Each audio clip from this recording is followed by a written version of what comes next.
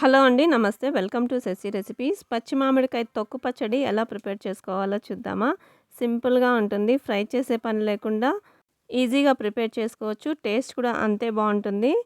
ముందుగా ఒక మామిడికాయని తీసుకోండి. దానిపైన ఉన్న తొక్కని తీసేసి ముక్కలుగా కట్ చేసి పెట్టుకోండి.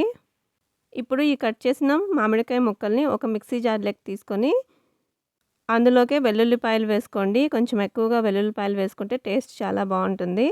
తగ్గ ఉప్పు, అలాగే 2 టేబుల్ స్పూన్ల కారం పొడి వేసుకొని కచ్చా పచ్చాగా మిక్సీ పట్టించుకోండి.